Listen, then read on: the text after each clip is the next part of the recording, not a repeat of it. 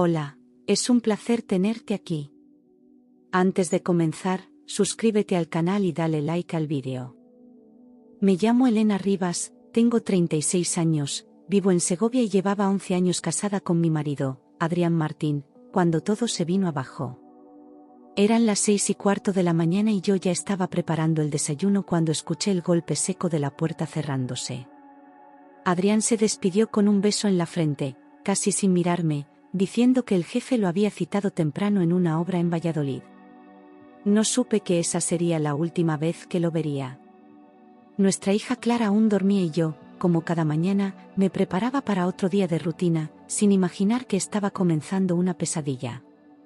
En ese instante, yo creía que mi vida era estable, un matrimonio largo, una niña sana, una casa sencilla pero nuestra. Pero ese día, todo lo que parecía sólido se quebró en silencio, sin previo aviso, como si el destino hubiese decidido borrar mi mundo de un plumazo. Salió supuestamente para trabajar en una obra en Valladolid, pero esa tarde no regresó, ni a la hora de la comida, ni al anochecer, y su móvil sonaba apagado desde el mediodía. Pensé que tal vez se había quedado sin batería o que estaba en una zona sin cobertura, aunque algo dentro de mí ya empezaba a inquietarse. Pasé la noche en vela, mirando por la ventana cada vez que un coche pasaba por la calle. Pero no llegó. Y al amanecer del día siguiente, supe con una certeza punzante que algo no estaba bien. Fui a la comisaría más cercana, con las manos temblando y el corazón a punto de salirse del pecho, para poner una denuncia por desaparición. Me atendieron con amabilidad, pero también con frialdad, como si fuera una historia que ya habían escuchado demasiadas veces. Me dijeron que, sin signos de violencia o indicios de delito, solo podían esperar 48 horas para actuar. Salí de allí con un papel en la mano y una angustia creciente, sintiéndome impotente. Tenía la sensación de estar cayendo a un pozo sin fondo. Cuando informé a su familia, esperaba consuelo o preocupación, pero lo que recibí fue distancia y sospecha.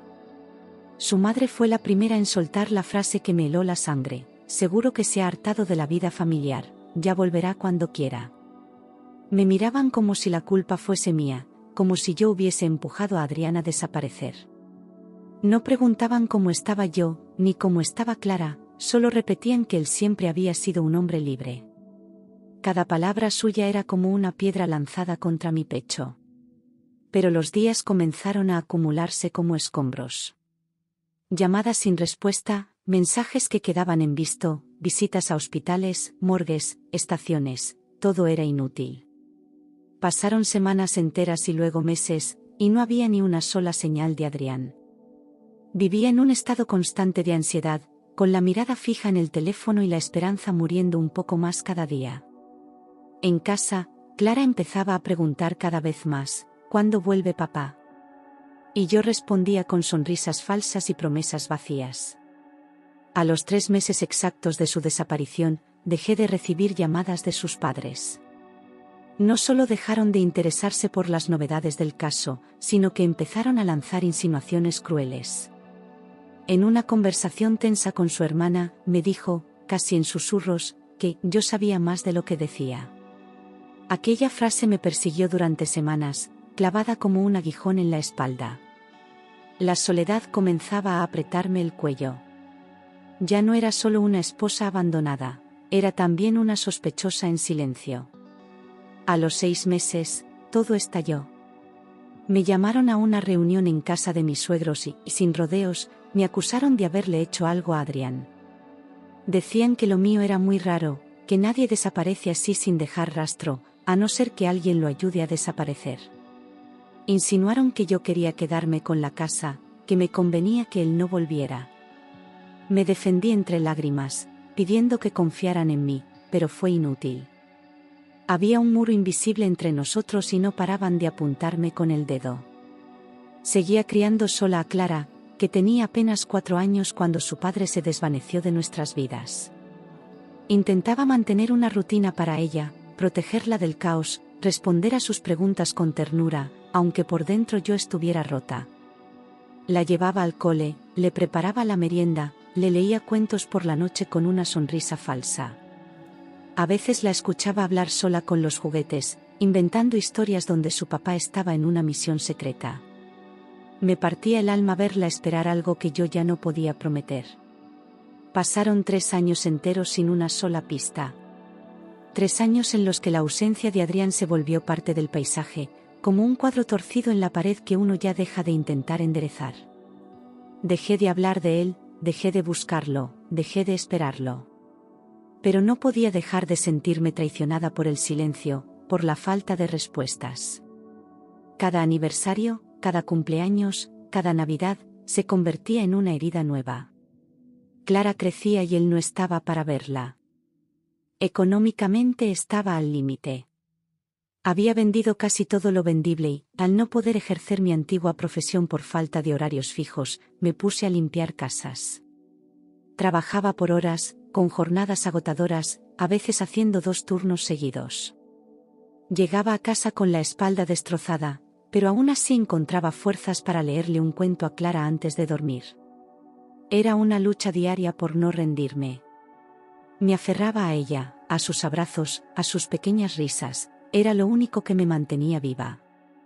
Y justo cuando creía que ya no podía pasar nada peor, aparecieron mis suegros en la puerta, sin previo aviso, con una mirada de piedra. Dijeron que la casa era de su hijo y que yo tenía que irme.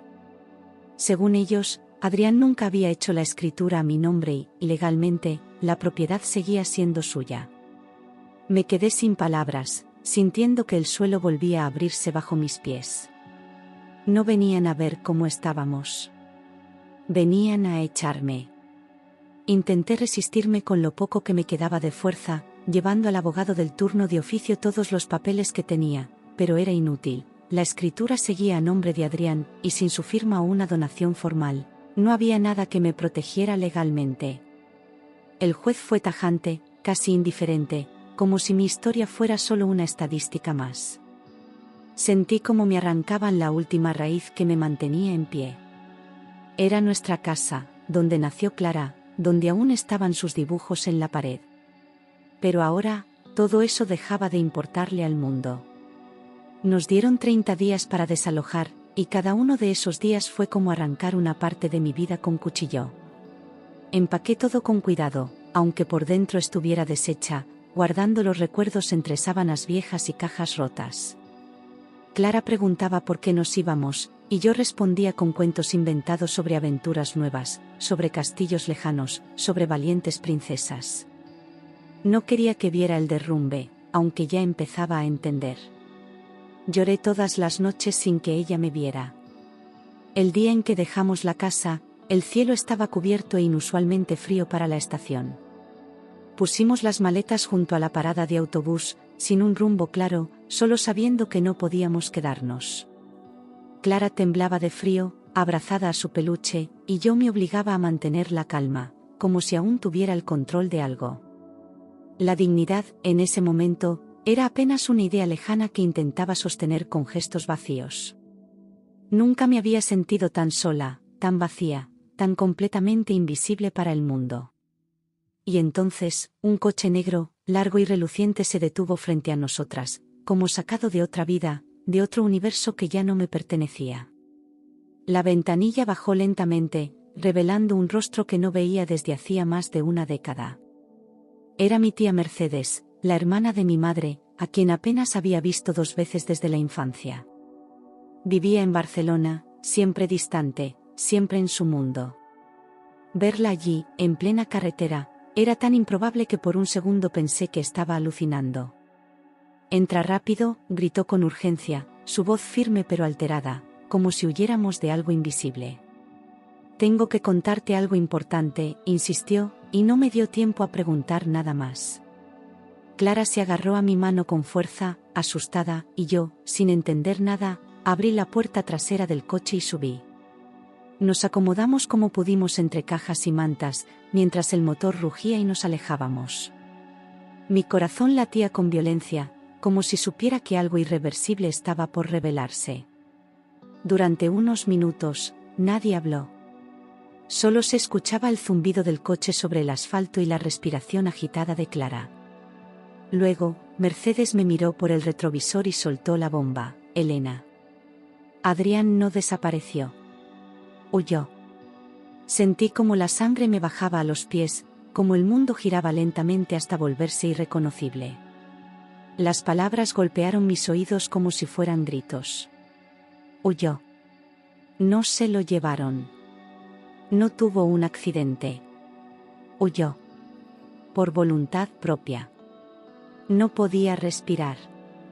Las manos me sudaban, la garganta se me cerraba, y solo alcanzaba a repetir en voz baja: no, no puede ser.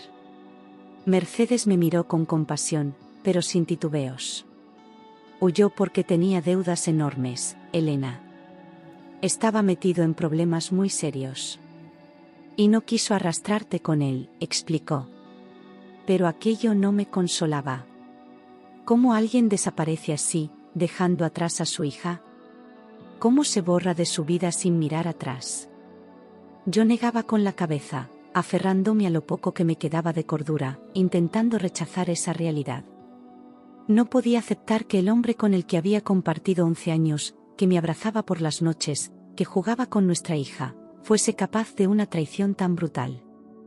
Mercedes bajó el volumen de la radio y soltó la siguiente puñalada, y lo peor, no huyó solo.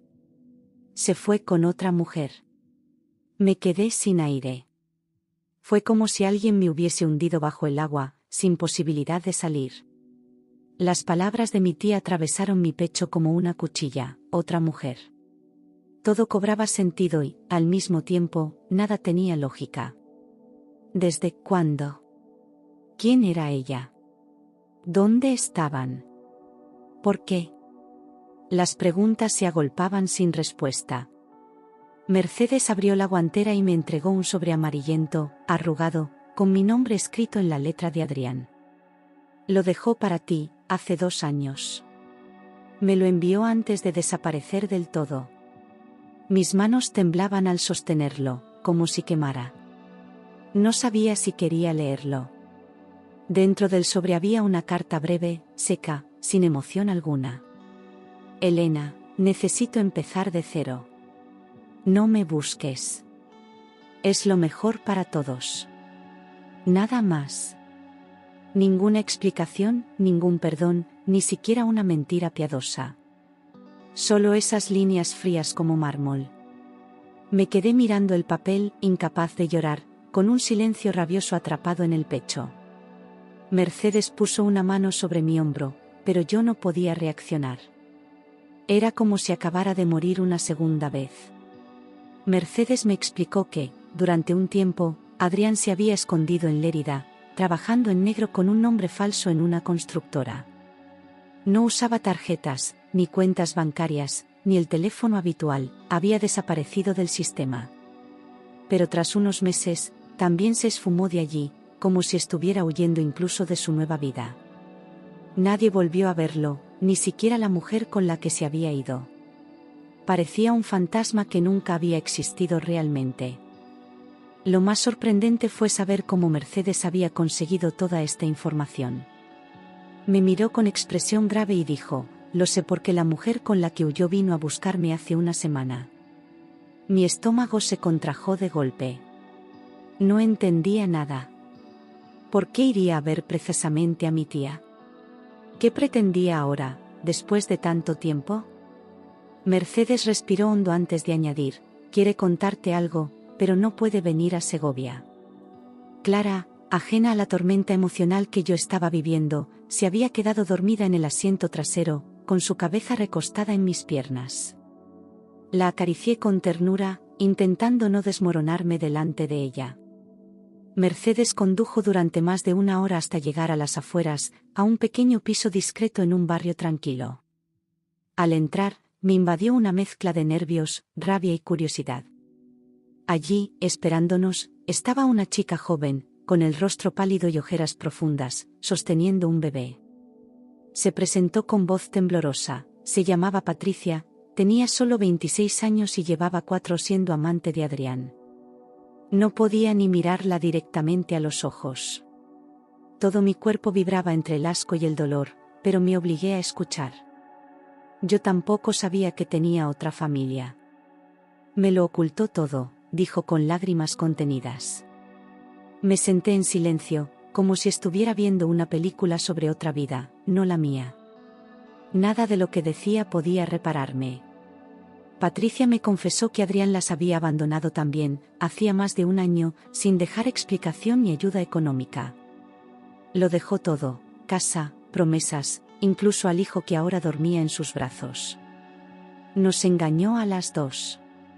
Nunca dejó de mentir, murmuró. Esa frase me sacudió de pies a cabeza, porque era la primera vez que podía ver a otra víctima en ella. Durante un segundo, compartimos el mismo vacío, la misma traición. Pero aún había más por descubrir. Con voz baja y temblorosa, Patricia reveló que Adrián había pedido dinero a gente peligrosa, usureros que operaban fuera de la ley. Decía que iba a invertir en un proyecto seguro, que nos sacaría a todos de la miseria, pero lo único que hizo fue hundirse más. Cuando no pudo pagar, comenzaron las amenazas. Ella vivía con miedo, moviéndose de un lugar a otro, escondiéndose. Ahora, temía que vinieran por mí, creyendo que yo sabía algo. Si vuelves a tu casa, te encontrarán, me advirtió. Por primera vez en años, sentí miedo real. No era ansiedad, ni angustia emocional, era miedo físico, puro, que me paralizaba el cuerpo. Patricia sacó de una mochila una pila de papeles arrugados, contratos firmados con nombres falsos, extractos bancarios negativos, incluso documentos de propiedades que nunca existieron. Todo esto lo escondía. Decía que algún día me los explicaría, susurró. Entre esos papeles, había algo que me heló la sangre, un cuaderno con notas escritas por Adrián, donde aparecía mi nombre una y otra vez. Al pasar las páginas, mis ojos se detuvieron en una palabra escrita en letras mayúsculas, subrayada varias veces: culpable. Adrián había planeado responsabilizarme de sus estafas, dejar rastro suficiente para que, si algo salía mal, yo fuera la que pagara. Empecé a ver con claridad por qué su familia me había odiado tanto desde el principio. Él les había contado su propia versión, distorsionada, en la que yo era cómplice o incluso la mente detrás del fraude. Era como si me hubiera condenado incluso antes de desaparecer. El golpe de esa revelación me sacudió como un terremoto. No solo me había dejado, me había usado, traicionado y entregado como escudo para su fuga. Sentí rabia, humillación, una herida profunda que ya no sangraba, ardía. Mercedes me abrazó sin decir palabra, como si supiera que no había consuelo posible en ese momento.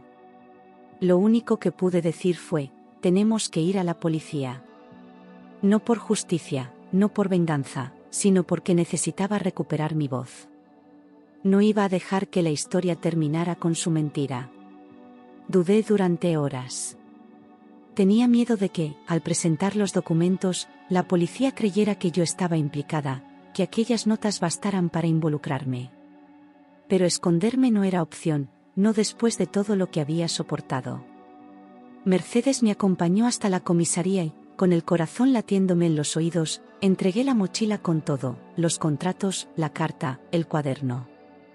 Al principio, el inspector me miró con desconfianza, pero bastó revisar un par de páginas para que su expresión cambiara.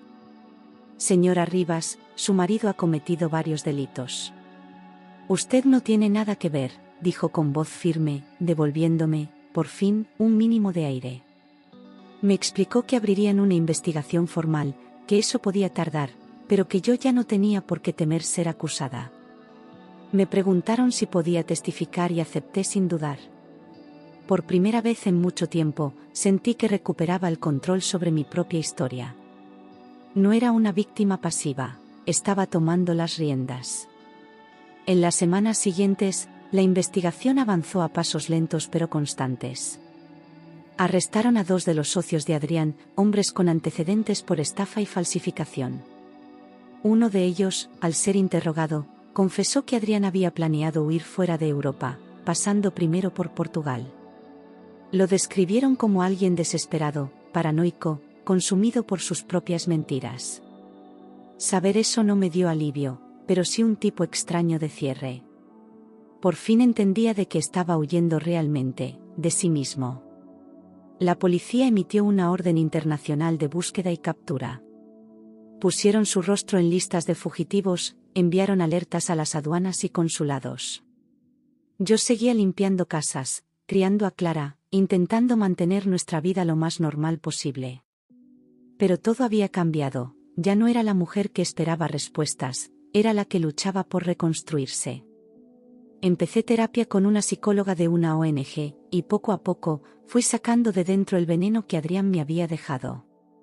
Mis suegros, al enterarse de la verdad a través de los medios, intentaron contactarme.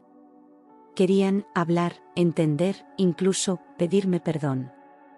No respondí. Durante años me dieron la espalda, me humillaron, me quitaron todo sin siquiera dudar.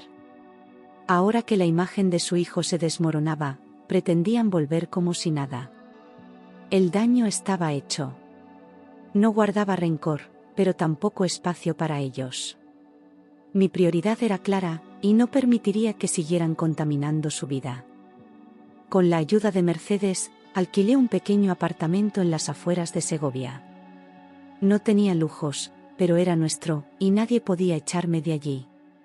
Cada rincón lo llenamos con colores, dibujos de Clara, plantas en macetas recicladas.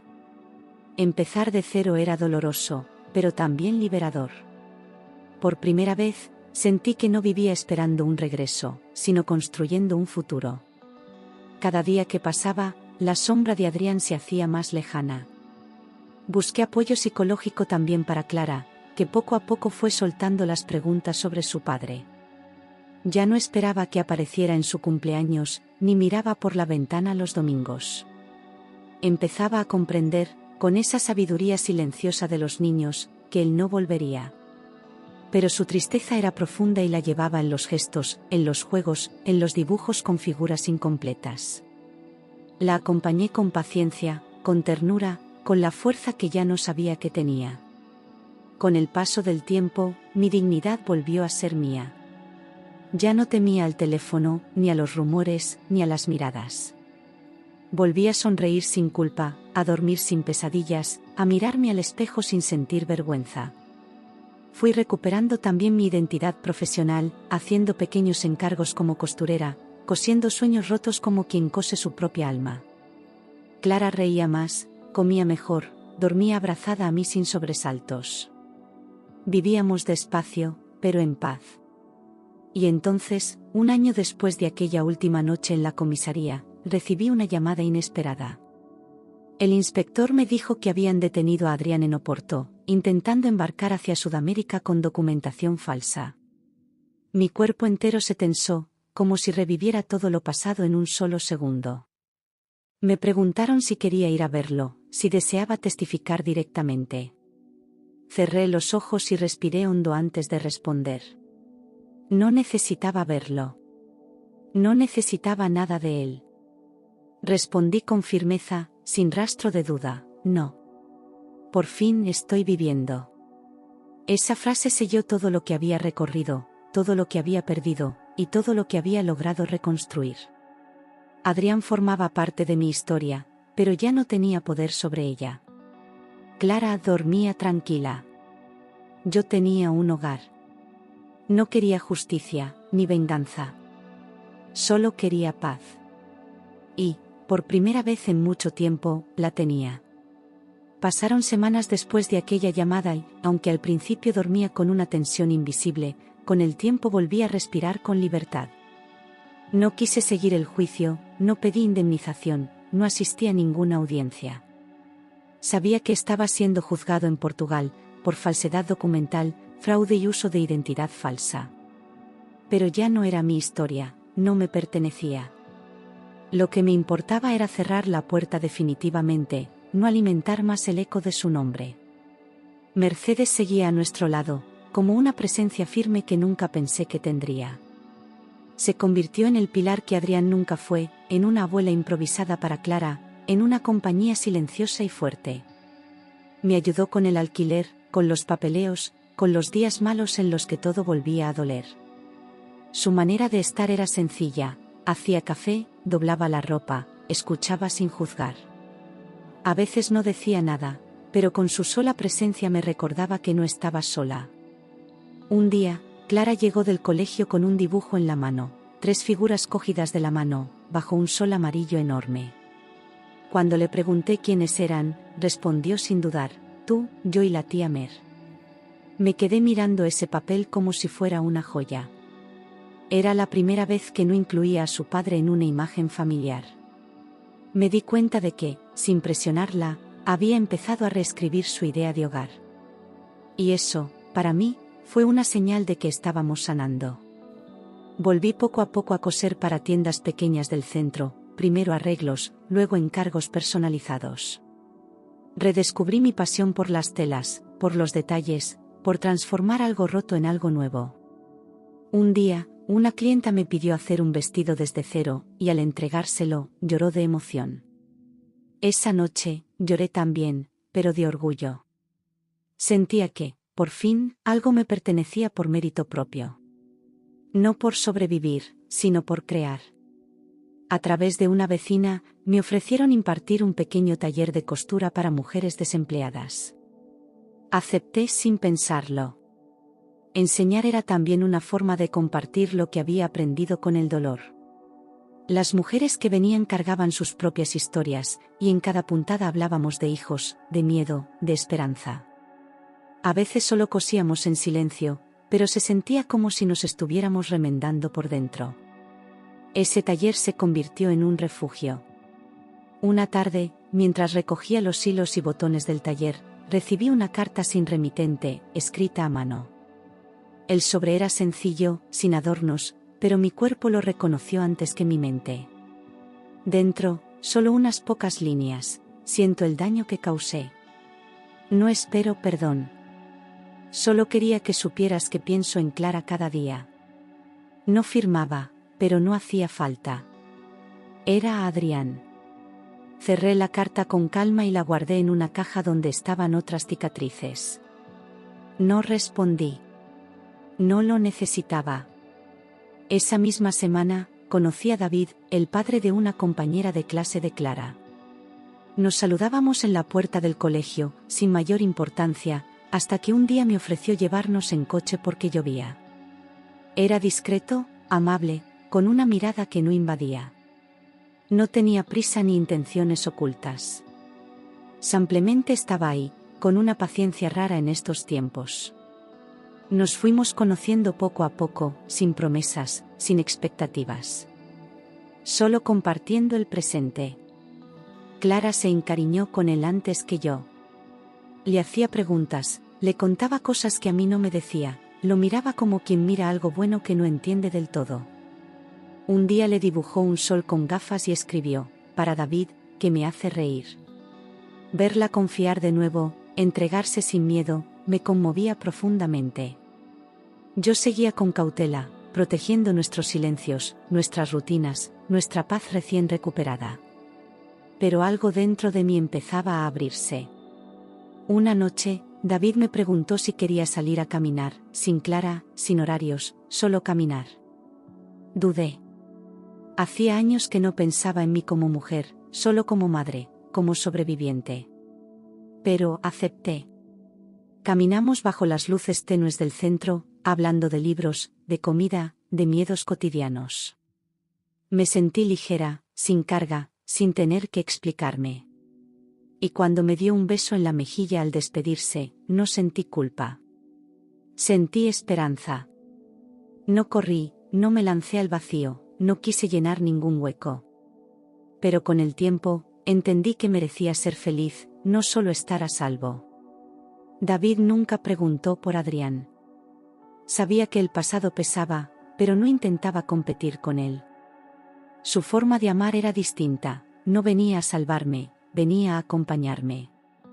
Y en ese acompañar, fui reconstruyendo la versión de mí que creía perdida. Elena, no la esposa. No la víctima. Solo Elena. Viva. No fue de un día para otro, pero con el paso de los meses, la presencia de David se volvió parte de nuestra cotidianidad. Venía a cenar algunas noches, ayudaba a Clara con los deberes, me traía flores silvestres sin motivo. Nunca invadía, solo estaba, y eso me hacía sentir segura, sin presión, sin miedo. A veces me encontraba sonriendo sola mientras preparaba café, sorprendida por una felicidad que ya no creía posible. Clara empezó a dormir mejor, a reír más fuerte, a hablar con esa libertad que solo los niños felices tienen.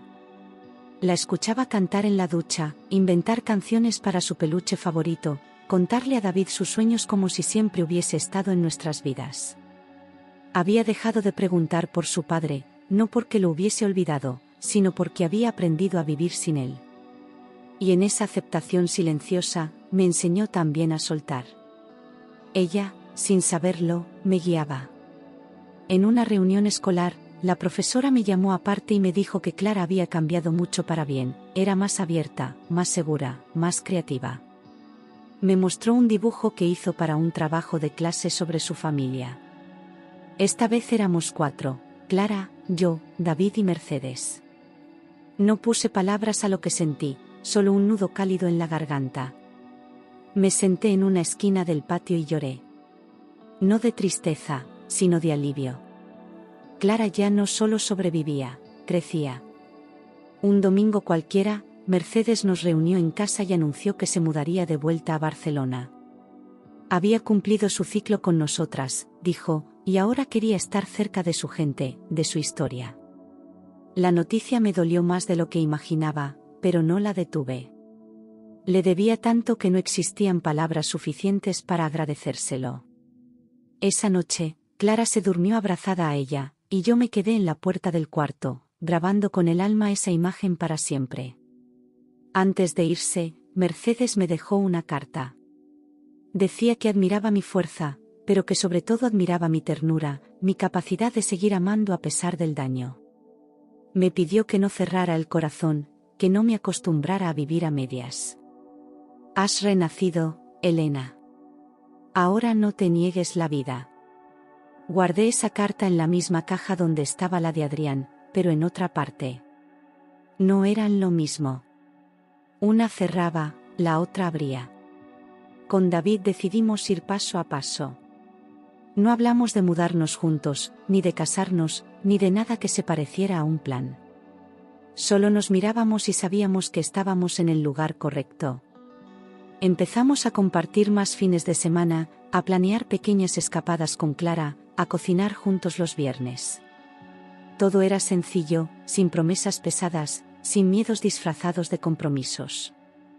Había algo puro en vivir el presente sin pensar en las ruinas del pasado. Un día, caminando por el casco antiguo de Segovia, Clara se detuvo frente a una tienda cerrada. «Mamá, ¿por qué no haces tu taller aquí?», me dijo, con una seguridad que me desarmó. Miré el local vacío, con las persianas medio oxidadas, y sentí una chispa. Hablé con el dueño, pedí ayuda a unas amigas, y en 3 meses lo teníamos listo, mi primer taller propio. Lo llamé Costuras con Alma. Cada prenda que salía de allí llevaba un poco de mi historia, y muchas de otras mujeres como yo. El día de la inauguración, Clara cortó la cinta roja con unas tijeras pequeñas y gritó: «Ya está abierto». Aplaudimos, brindamos con limonada, y abrimos las puertas a vecinas, amigas, curiosas. No era solo un negocio, era un espacio de encuentro, de sanación, de empoderamiento. Al final del día, David me abrazó por la espalda y me dijo al oído: «Has creado algo hermoso, Elena. Eres luz». Me aferré a ese momento como quien abraza la vida. Tiempo después, recibí una notificación oficial: Adrián había sido condenado a 6 años de prisión. No sentí nada. Ni alivio, ni rabia, ni satisfacción. Era solo un dato más en una historia que ya no ocupaba espacio en mi presente. No le conté a Clara, no lo mencioné a nadie. Guardé el papel en un cajón, sin emoción. Porque el verdadero castigo no era la cárcel. Era habernos perdido para siempre. Una noche, al acostarnos, Clara me preguntó si yo era feliz. La miré, le acaricié el cabello, y le respondí: «Sí, mucho». Y no mentía. Era una felicidad tranquila, sin fuegos artificiales, sin excesos, pero real. Era la paz de haber sobrevivido, de haber perdonado, de haber elegido seguir adelante. Porque al final, no se trata de borrar el pasado, sino de escribir algo nuevo por encima. Y lo que estábamos escribiendo era bello. Clara creció más rápido de lo que imaginaba, y un día, sin previo aviso, me preguntó si podía quitar la foto de su padre del estante. Me lo dijo con respeto, con una madurez que no esperaba, y yo asentí en silencio. No lo hizo con odio, sino con una necesidad natural de seguir adelante. Guardamos la foto en una caja, junto con otras cosas que ya no necesitábamos. Ese gesto fue más simbólico que 1000 palabras. Estábamos listas para cerrar ese capítulo. Mi taller empezó a tener vida propia. Mujeres de toda la ciudad venían no solo a coser, sino a hablar, a reír, a llorar. Había tardes en las que el aire olía a café y a esperanza, y otras en las que bastaba un silencio compartido para sabernos acompañadas. Allí no éramos víctimas ni fuertes, éramos ampliamente humanas. Y cada vez que una de ellas salía con algo que había creado con sus manos, sentía que todo el dolor vivido había tenido un sentido. Con David, el amor creció sin prisa, sin sobresaltos, como un árbol que no necesita testigos para echar raíces. Nunca hablamos de llenar vacíos, solo de acompañarnos. A veces me miraba en la cocina, mientras yo cantaba sin darme cuenta, y me decía, así te soñé, antes de conocerte. Yo sonreía sin responder, porque también lo había soñado, sin saberlo. Nunca pensé que el amor tranquilo podía ser tan profundo. Mercedes seguía llamando cada semana. Clara le contaba cosas del cole, le enseñaba dibujos por videollamada, y a veces le decía, abuela, sin darse cuenta. Para mí, ella siempre será la mujer que llegó cuando más hundida estaba y que me levantó sin exigir nada a cambio. Le prometí que algún día le devolvería todo lo que hizo por nosotras. Ella respondió con su risa suave, ya lo hiciste, Elena. Estás viva. Una mañana de otoño, me encontré caminando sola por las calles de Segovia, mirando escaparates, dejando que el sol me acariciara el rostro. No tenía prisa. No tenía miedo. Por primera vez, mi vida no estaba marcada por lo que había perdido, sino por lo que estaba construyendo. Compré un café, me senté en una plaza y observé a la gente pasar. Me sentí parte del mundo otra vez.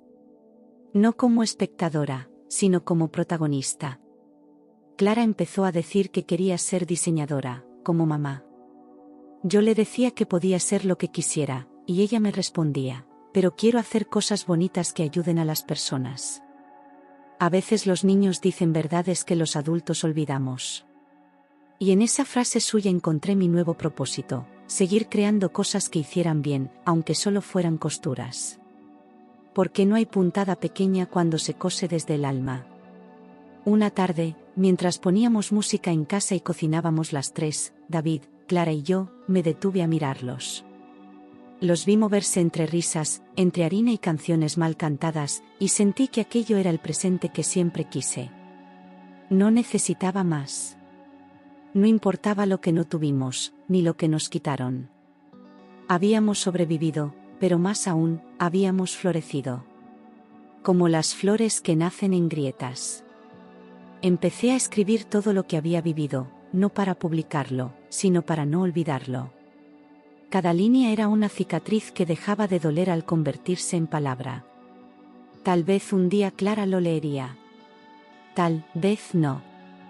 Pero necesitaba dejarlo en papel, como testimonio de que una mujer rota puede reconstruirse.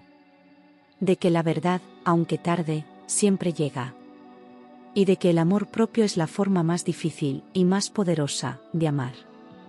Cuando llegó mi cumpleaños número 40, hicimos una cena pequeña en casa. Clara me abrazó y dijo, mamá, me alegro de que seas mi mamá. Y en ese instante, supe que todo lo vivido había valido la pena. No cambiaría ni una lágrima, ni una noche de miedo, si el precio era llegar hasta ahí. Porque al final, los días tranquilos son los verdaderos milagros. Y yo estaba rodeada de ellos. Y así, con costuras, cicatrices y amor, entendí que no siempre elegimos cómo empieza nuestra historia, pero siempre podemos decidir cómo termina. La mía no terminó con una traición, ni con una venganza, ni con una huida.